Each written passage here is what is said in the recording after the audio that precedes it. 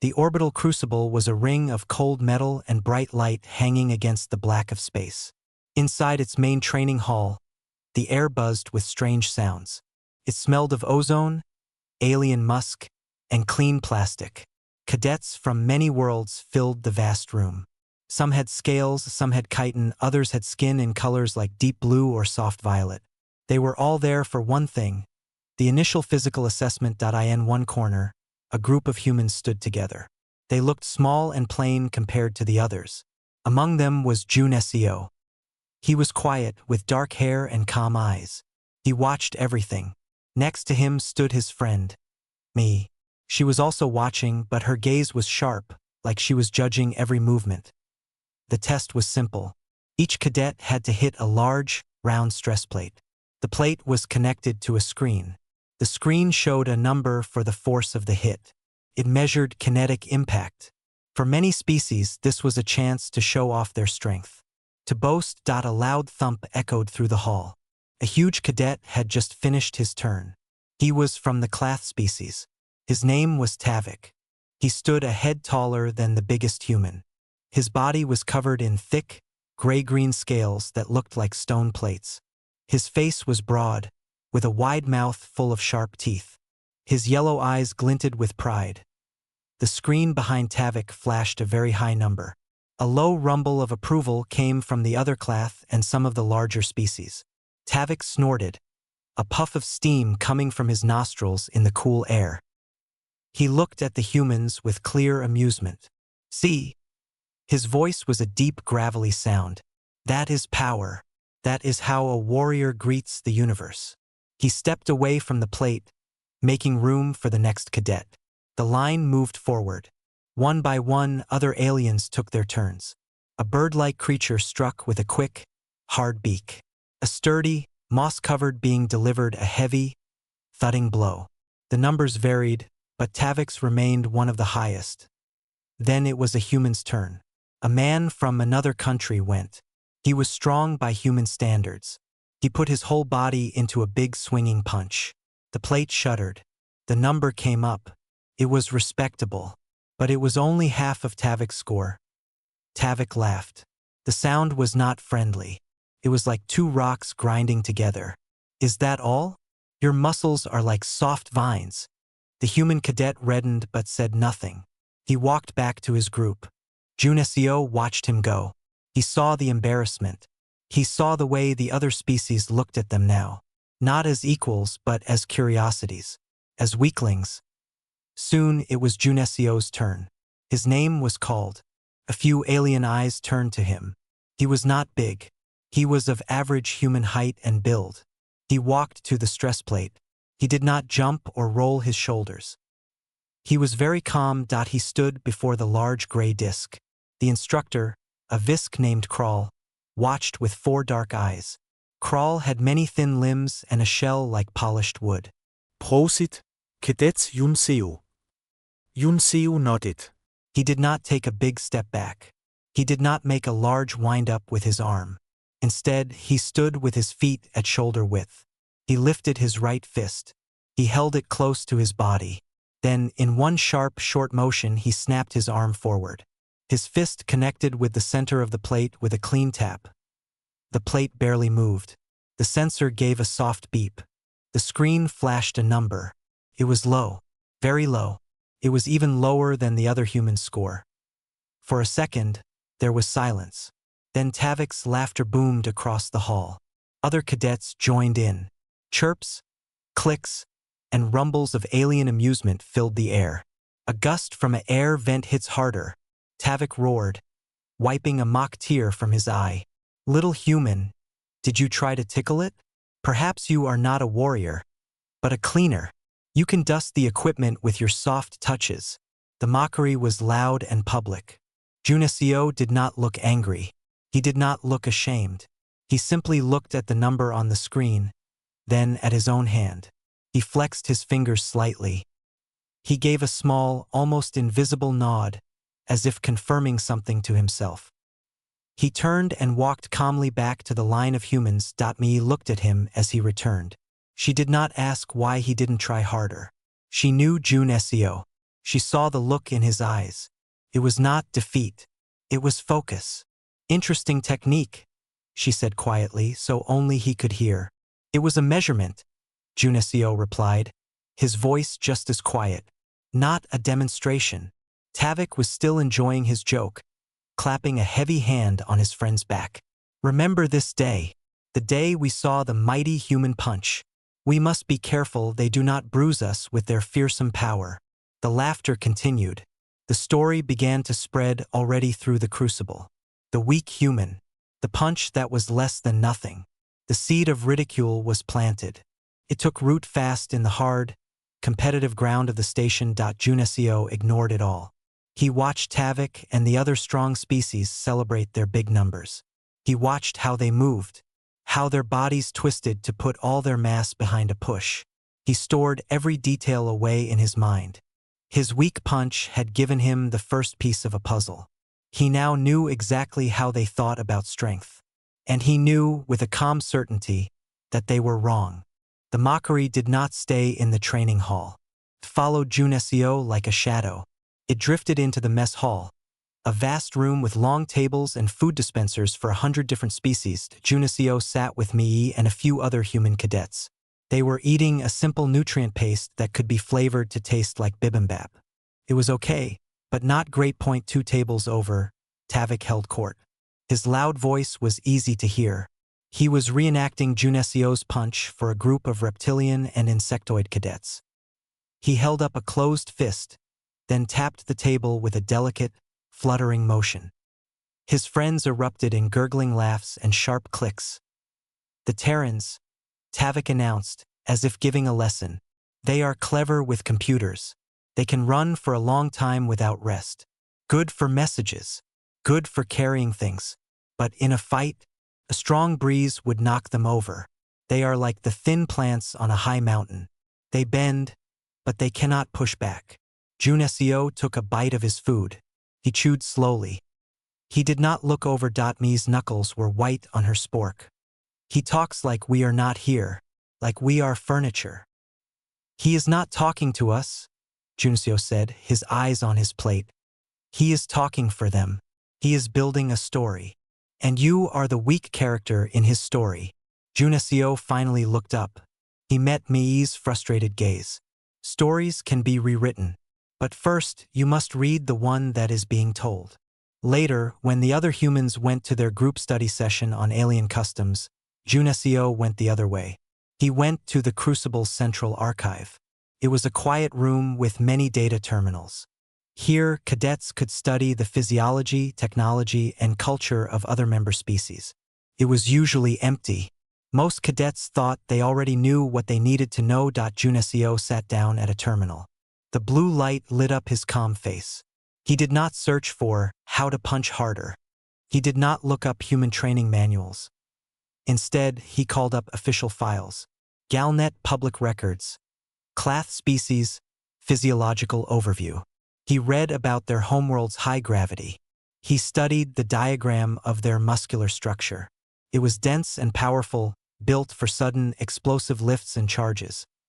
Then he pulled up the detailed scan of Clath dermal plating. The armor. The screen showed a cross-section. The top layer was a scale-like plate of keratin and mineral deposits. Incredibly hard. Underneath was a fluid-filled gap, a shock absorber. Beneath that was a second, softer layer of skin, rich with nerve endings and tiny, complex joints where the plates connected to the body. Junesio zoomed in on those microjoints. He read the notes. Primary function. Dispersion of concussive force across the plate network. Vulnerability. Lateral shear force and extremely concentrated point impact trauma. He leaned back. He stared at the image for a long time. His weak punch had been a push. It had spread its tiny force over the whole surface of the stress plate. It was exactly what the Clath armor was designed to handle. It was the wrong key for the lock. For hours he studied others. The Visk like instructor crawl with their chitinous shells. The heavy, mossy Trevians. He watched public recordings of their combat sports. He saw the same pattern again and again. Big motions. Big pushes. The goal was to knock the opponent over, To break their structure with overwhelming force. It was all about power against power. Mass against mass. Humans, he knew, were rarely the most powerful or the most massive in the room. I thought I might find you here. Yunseo turned. He stood there, her arms crossed. She looked from his tired eyes to the screen, which was frozen on the image of a Class S armored back. Studying our betters? She asked, her tone dry. Studying their story, he corrected. He pointed to the screen. They see a punch only as a push, a contest of strength. That is the whole story for them. Mia stepped closer. She looked at the diagram. She was smart. She saw what he saw. But a punch is not a push. No, Junisio said, a flicker of something in his eyes for the first time. It is not. What is it? Mei thought of her years of training in the backyard of her grandmother's house in Gwangju. The cold mornings, the smell of the wooden post, the sting in her knuckles. It is a transfer, she said slowly. You are not trying to shove the target. You are trying to leave your energy inside it. Yunseo nodded. He switched off the terminal. Exactly. Their armor is perfect for stopping a push. It spreads the energy out, makes it harmless. But what if the energy does not spread? What if it is focused, like light through a lens? Then it becomes a needle, Mei whispered. Not a club. They walked out of the archive together. The corridor was quiet. From a distance, they could hear the sounds of cadets training in a gym, the heavy thuds of weights and the grunts of effort. They mocked your weakness? Mei said. They defined my weakness as a lack of push, Junisio replied. But what if my weakness was just using the wrong tool? What if we have a different tool? He looked at Mei's hands. They were smaller than his, but they were strong. The knuckles were rough. She saw his look. A punch is not just the arm, she said. It is the foot, the hip, the spine. It is a wave. And the wave must break at the right moment. Not on the surface, she said, making a crashing motion with her open hand. Then she made a sharp, piercing motion with her fingertips. But through it. Junisio stored her words away with all the other data. The puzzle was coming together. The story of weakness was a lie. But the truth was not about becoming stronger in their way. It was about being strong in a way they could not even see. The ridicule in the mess hall was just noise. The real work was happening here, in the quiet, between a boy who studied and a girl who knew how to make a wave break. They were writing a different ending. The crucible had many rooms. Some were loud with the crash of metal and the shouts of cadets. Others were silent, filled only with the hum of machines. Deep in a less-used section, there was a small observation gym. It was meant for individual practice. The lights were set to a low, warm glow. The air was still. In the center of the room stood a single, simple object. It was a tall post made of dense, aged wood. It was a jangsung, a traditional Korean guardian post. Its carved face was weathered but kind. Someone had brought it from Earth, a piece of home in the metal heart of the station. This was where Mei came to think, to move, to remember. Tonight, she was not alone. Junisio stood against the wall, a datapad in his hand. He watched. Mei stood before the wooden post. She wore simple exercise clothes. She closed her eyes. She was not thinking about Tavik. She was not thinking about mockery or tests. She was thinking of her teacher's voice. She was thinking of the flow of energy of GI. Her body began to move. It was not the stiff, powerful motion of the cloth. It was not a wild swing. It was fluid, like water finding a path down a rock. She shifted her weight from one foot to the other. Her arms moved in arcs and circles, sometimes slow, sometimes snapping fast. Then she stopped. She stood sideways to the post, one fist pulled back close to her ribs. Her body was coiled, like a spring. Watch, she said, her voice calm. Not the fist. Watch the back foot. Yunseo looked. Mei's back foot was planted. Then it pushed down. The push traveled up her leg, turned her hip. Her spine straightened like a cracking whip. Her shoulder shot forward. And finally, her fist snapped out from her body. It connected with the wood. The sound was not a dull thud. It was a sharp, clean crack. The entire post shuddered. A small, white mark appeared on the dark wood. Me let out a breath and stepped back. Her fist was red, but she did not shake it. She looked at Junesio. Do you see? She asked. Junesio looked from her foot, up her body, to the mark on the post. He played the motion back in his mind. It is a chain, he said. The power starts in the floor. Each joint adds speed. The fist is just the last link. Yes, Mei said. But that is only the first lesson. The force must not stop at the surface. The goal is not to hit the wood. The goal is to make the wood break inside. She approached the post again. She touched the mark. This is not from a push. This is from a break. The energy goes in and it does not come back. We call it wetchhook, the snapping recoil. It is not about how much muscle you have. It is about timing. It is about making your body into one solid rod for one single moment. Junesio looked at his datapad. He pulled up the image of the cloth armor, the hard plate, the fluid layer, the sensitive microjoints beneath. A cloth punch is a hammer, he said slowly, thinking out loud. It wants to smash the whole anvil. Our hammer is too small for that. But what if we are not a hammer? Mia nodded. She made a fist. What if we are a chisel? The hammer is big and clumsy. The chisel is small and sharp. The hammer hits the chisel, and the chisel focuses all that force into a tiny point. She pointed at the complex diagram on his screen.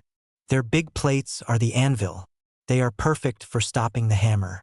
But could they stop the chisel? Could they stop a force that is not trying to push the whole plate, but to crack just one point? A slow understanding dawned on Junesio's face.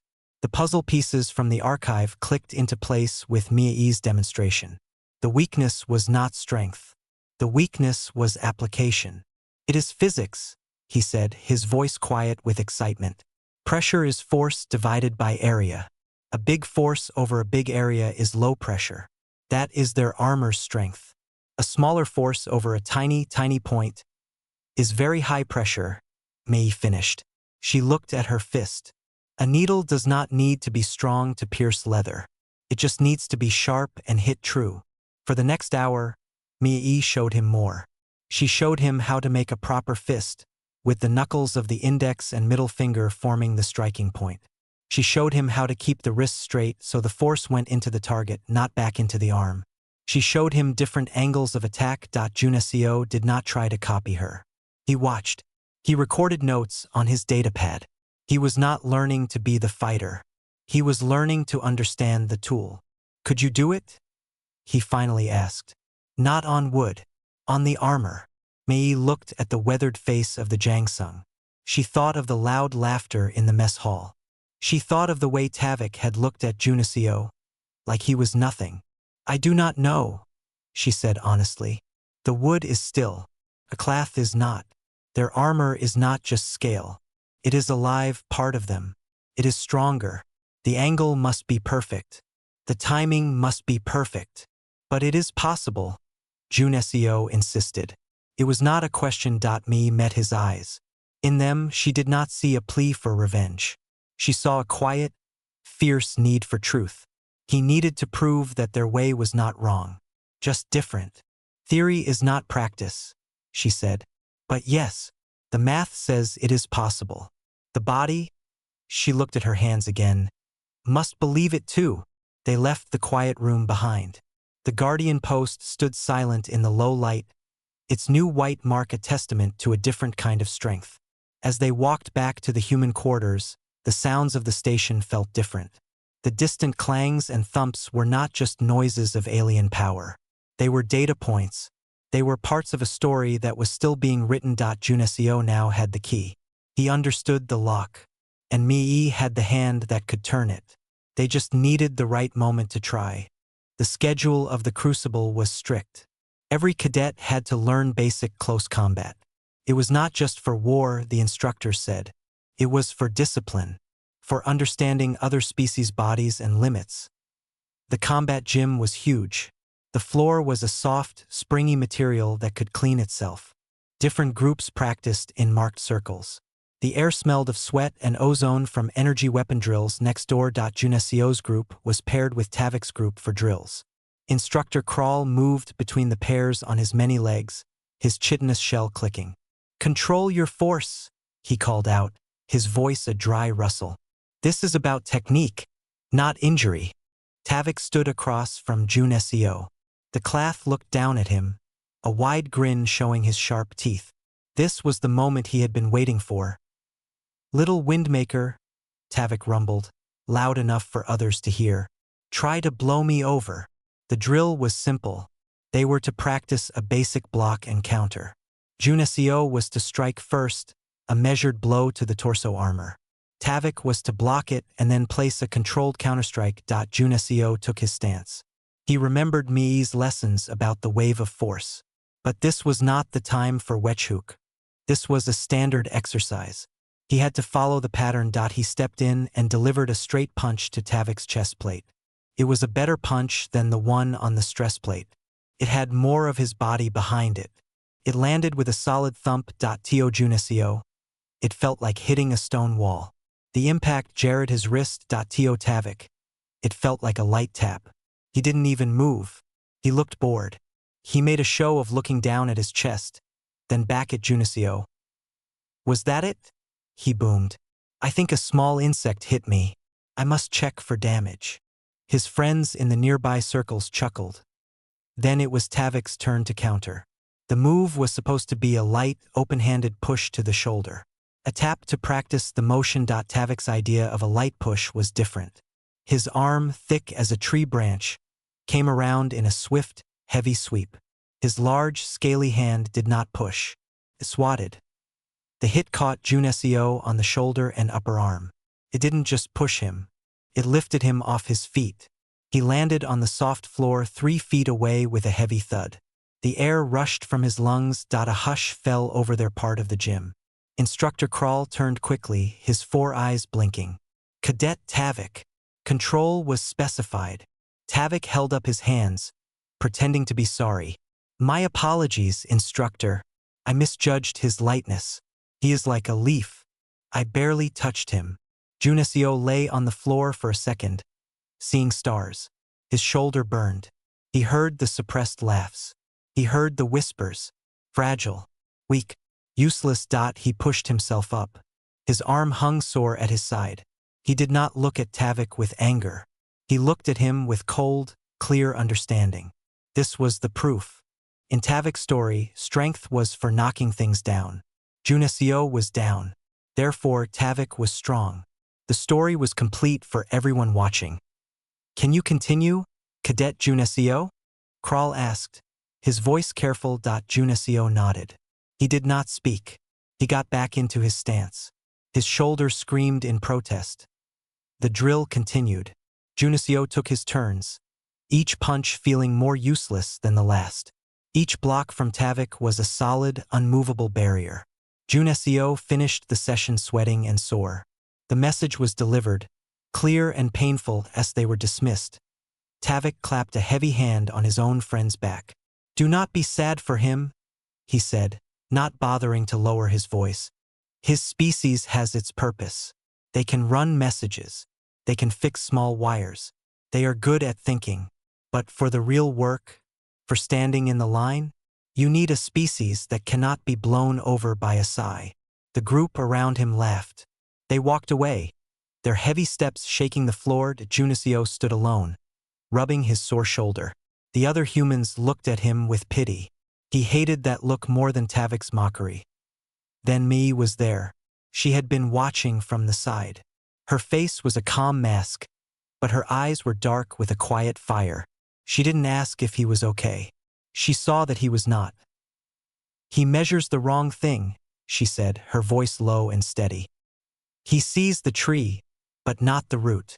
Junesio looked at her. The pain in his shoulder was a fact. The laughter was a fact. But Mii's words were a truth. "He sees the push," Junesio said, his voice tight. "He only believes in the push." Mii watched Tavik's broad back as he left the gym. She saw the arrogance in his walk, the certainty. He believed his own story completely. A cold resolve settled in her stomach. The quiet practice in the room with the wooden post was theory. This here was the reality. Theory needed a test. It needed to meet the real world. Junesio saw the change in her face. Me, he started. No, she said softly. He is wrong. And he needs to see that he is wrong. Not for your pride. For ours. She did not say anything else. She turned and walked away, her steps silent on the soft floor. Junsiu watched it here go. The gym was emptying. The echoes of the mockery still seemed to hang in the air. But something new was hanging there too. A challenge that had not yet been spoken. The story of the weak human punch was over. A new story was about to begin. And Mii had just decided to write the first line. News traveled fast on the crucible. By the next meal cycle, everyone knew. They knew about Junesio being knocked down. They knew about Tavik's joke about leaves and insects. The human section of the mess hall was quieter than usual. The weight of the mockery felt heavy in the air. Junesio sat with me. He picked at his food. His shoulder was stiff. He could feel the eyes of other species glancing their way, then looking quickly away. It was the look you give something fragile, something you think might break. Then Tavik arrived with his group. Their entrance was loud. They filled the space with their deep voices and clattering trays. Tavik's yellow eyes scanned the room and landed on the humans. A slow grin spread across his face. He did not go to his usual table. He walked toward the humans. His friends followed, their expressions curious and amused. The mess hall grew quieter. Everyone watched. Tavik stopped in front of Junesio and Mii's table. He looked down at Junesio. Your shoulder is better, little leaf? I hope my breeze did not damage you. Junesio looked up. He said nothing. His silence seemed to annoy Tavik more than words. You are quiet, Tavik said. Good. It is wise to be quiet when you are weak. He turned as if to leave, then paused. But you humans talk so much about spirit, about heart. I see none of it. I see only soft bodies and softer punches. That was when Mii spoke. Her voice was clear and calm. It cut through the low murmur of the hall. You see only what you understand. Tavik turned back, his interest caught. He looked at Mii as if seeing her for the first time. She was smaller than Junesio. And what do you understand, small one? I understand that you measure the wrong thing, Mii said. She put her eating utensils down neatly.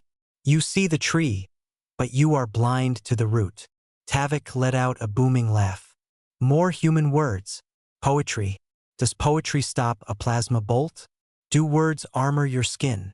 No, Mii said, standing up. She was so much shorter than him. But she did not look small.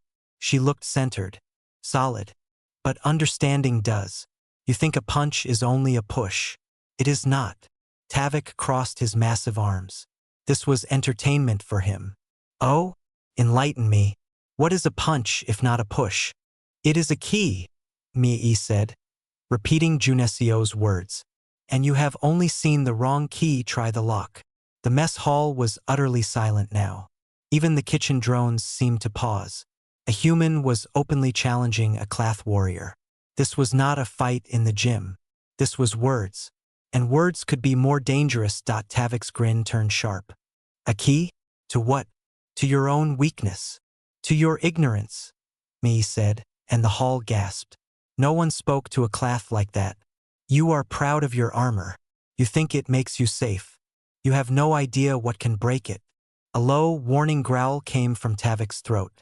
You dare. I state a fact, Mii said. Her heart was pounding, but her hands were still. Your armor is perfect for the kind of strength you know. It is useless against the kind you do not. Tavik took a step closer, looming over her. Empty talk. Prove it. Or are all humans just full of air? This was the moment. Junesio held his breath. He saw the path Mii had chosen. A test, Mei said, her voice ringing in the quiet room. One strike, not a fight. You stand there. I hit you once. On the arm. The medical AI monitors. If I do not register a meaningful impact, by galactic standards. My friends and I will clean the gyms and your quarters for a full cycle. A rumble of surprise went through the crowd. The chore was hard and humiliating. And if you do? Tavik sneered, already confident. What could you possibly have that I would want? You stop, May said. The mockery ends. And you come and sit in a human cultural seminar. You listen for 1 hour. Tavik threw his head back and laughed. It was a cruel, joyful sound.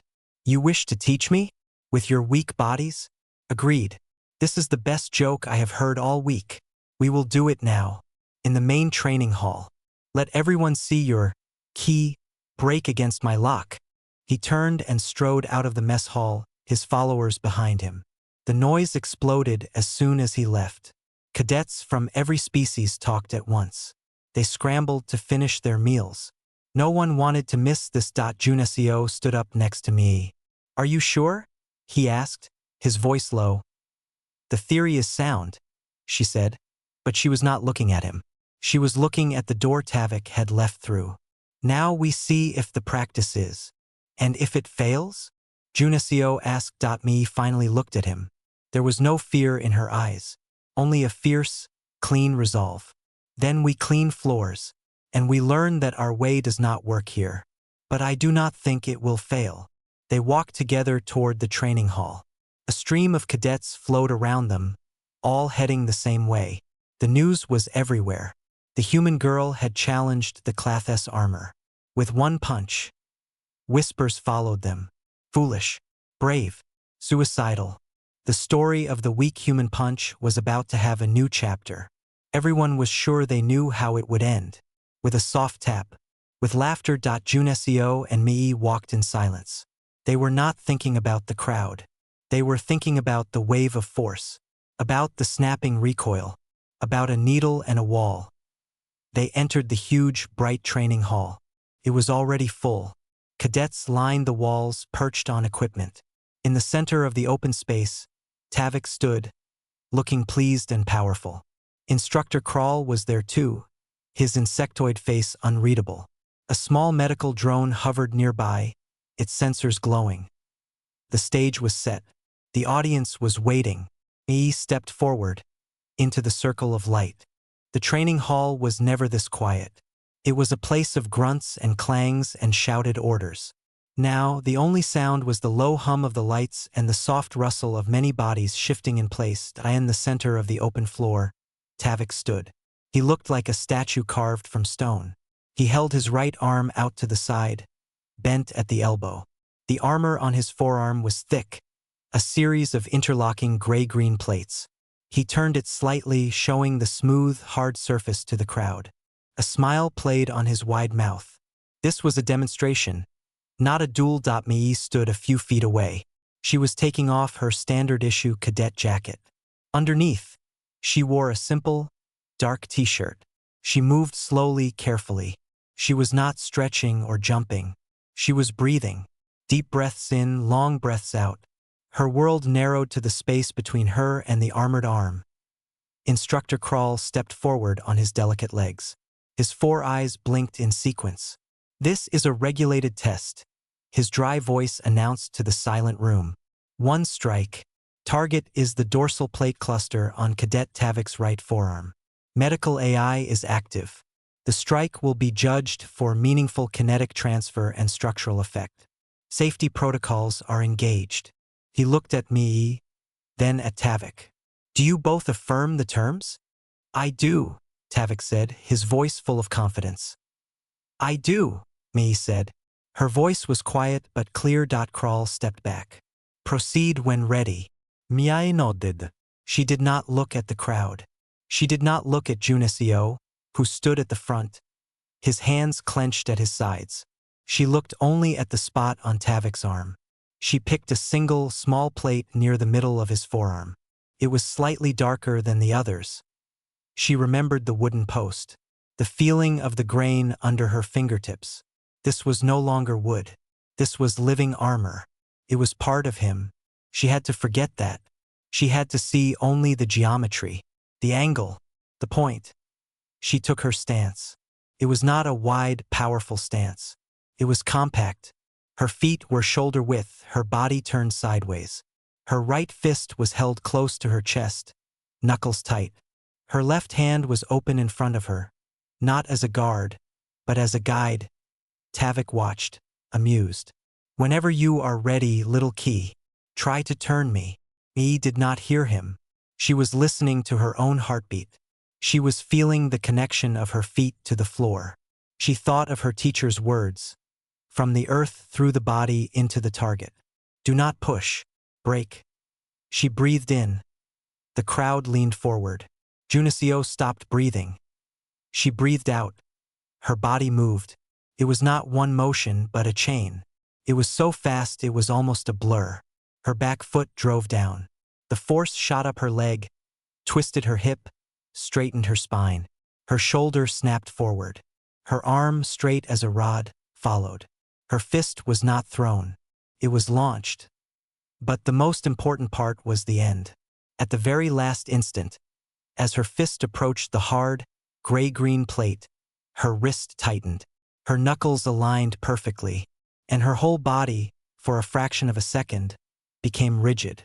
She did not aim to hit at the armor. She aimed to hit through it. Her fist struck. The sound was wrong. It was not a thud.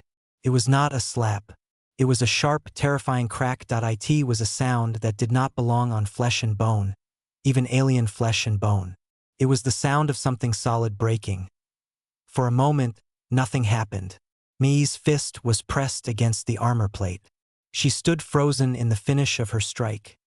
Then Tavik's arm jerked. He let out a sharp, guttural gasp. A sound of pure, shocked pain. He yanked his arm back against his chest, his other hand flying to cover the spot. On the dark gray-green plate, right where Mii's knuckles had landed, a thin, white line appeared. It spiderwebbed out, a hairline fracture clear in the hard surface. Beneath it, the sensitive microjoints had been shocked and crushed by a force that had not spread out. A force that had been a needle, not a club. The medical drone buzzed forward, its scanner glowing a rapid blue over Tavik's arm. A calm, digital voice filled the stunned silence. Scan complete. Significant structural compromise detected in dermal plate gamma 7. Concentrated shockwave effect. Energy dispersion matrix bypassed. Trauma to underlying connective tissue confirmed. Meaningful impact threshold exceeded by 400%. The numbers and words hung in the air. Structural compromise. Bypassed. Exceeded. No one laughed. No one made a sound. The crowd just stared. They stared at the tall, mighty Tavik, who was cradling his arm. His face a mask of pain and confusion. They stared at the small human girl, who was now lowering her fist. Her knuckles were red and bleeding slightly. She flexed her fingers slowly. She looked at Tavik, not with anger or pride, but with a simple, calm certainty. The root, she said softly, so only he could hear. Instructor Kral moved quickly to Tavik's side, examining the fracture with his own eyes. He looked from the cracked armor to Mii. His insectoid face was impossible to read, but his voice held a new tone. Respect. The wager is concluded. Cadet Mii is victorious. The words broke the spell. A roar of noise erupted in the hall. It wasn't cheers. It was a wave of shock, of disbelief, of hundreds of voices all talking at once. The story of the weak human punch had just ended. It had been shattered by a single sharp crack. The noise in the training hall did not stop. It changed. The shock turned into a low, constant murmur of disbelief. All eyes were on the cracked plate on Tavik's arm. The white fracture line was a small thing, but it was all anyone could see. Instructor Kral gestured to the medical drone. It extended a fine spray nozzle and coated Tavik's forearm with a quick-setting sealant. It would hold the plate together until the station's medics could look at it. Tavik did not protest. He was silent, staring at his own arm as if it belonged to someone else. The pain was there, but the confusion was greater. Mii stood a few steps away. She pressed her own sore hand gently against her leg. The skin on her knuckles was split. A little blood smeared on her pants. She felt the eyes of the crowd, heavy and full of new questions. Kral turned to her. Kade Miai, The medical bay for your hand. Now. She nodded. As she walked toward the exit, the crowd of cadets parted for her. They did not touch her. They watched her pass. Their looks were not pity anymore. They were caution. They were reevaluation. Junesio fell into step beside her. He did not say, "I told you so." He did not smile. He just walked with her out of the loud hall and into the quieter corridor. Behind them, the story was already rewriting itself. It spread through the crucible faster than before. The human girl, a single punch, cracked cloth armor, the medical AI said, the mockery was gone, burned away by the reality of that sharp, cracking sound. 2 days later, the human cultural seminar was scheduled. It was a small room used for lectures. Usually, only the human cadets attended, along with a few curious aliens who liked Earth music or food. Today, it was full. Cadets from many species had come. They found seats or stood at the back. They wanted to see. At the front of the room, sitting stiffly in a chair that was too small for him, was Tavik. His arm was in a sleek, gray support sleeve. He stared straight ahead, his face unreadable. Junesio and Mii stood at the front. Mii's hand was bandaged. Junesio had a datapad. The room grew quiet. Junesio spoke first. His voice was calm, the same as when he was in the archive. You are here because of a wager, but we would like to use this time to explain, not to boast, to explain what you saw. He tapped his datapad. A simple diagram appeared on the screen. It showed a big square hitting a wall. This is a push, Junesio said. A lot of force over a big area. This is good for moving things. This is the kind of strength many species value. It is honest and clear. Then the diagram changed. It showed a sharp triangle hitting the same wall. The force was the same size, but it was focused on the tiny point of the triangle. This is not a push. This is penetration. The same amount of energy, but delivered differently. The pressure is much, much higher. He looked at Tavik. Your armor is perfect for the square. It spreads the push out. It makes it harmless. Our mistake was trying to be a square. We are not built to be the biggest square. Mei stepped forward. She held up her bandaged hand. We are built to be the triangle. For thousands of years, humans did not have the hardest skin or the biggest muscles. We had to learn how to make our small strength matter. We learned to use leverage. We learned to use speed. We learned to focus. She looked around the room. What you saw was not magic. It was not a secret weapon. It was simple physics applied through practice. It is called Wechhook, the snapping force. The energy goes in and it does not come back out. It breaks inside the target. Junesio brought up the image of the cloth armor microjoints. He did not highlight a weakness. He presented it as a fact. All armor has a purpose. All structures have a design. Understanding the design is the first step. Our weakness was just a misunderstanding. We were using the wrong key. He turned off the screen. A punch is not just a push, can be a key, but you must know the lock. The room was silent for a long moment. Then Tavik stirred in his seat. His voice, when he spoke, was quieter than anyone had ever heard it. It had no mockery. You, he said, looking at Junesio, at the first test, you were not weak. You were studying. Junesio met his gaze. Yes, I was studying the lock. My punch was a test. It told me how you saw strength. It told me what you would expect. Tavik looked down at the support sleeve on his arm. He understood now. The human had not been cowering. He had been observing. The girl had not been boasting. She had been demonstrating a truth he was too blind to see. A different kind of strength, Tavik murmured, more to himself than to the room. The seminar continued. They talked about balance, about center of gravity, about the history of human martial arts as tools for the smaller defender. The alien cadets listened intently. They asked real questions. When the hour was over, the cadets filed out slowly, talking in low, serious voices. The story of humanity in the Crucible had changed. They were no longer the clever, fragile newcomers. They were the species that could crack armor with a single, focused strike. They were the ones who saw the root when everyone else looked at the tree. Tavik was the last to leave. He stopped at the door and looked back at Junesio and Mie. He didn't say sorry.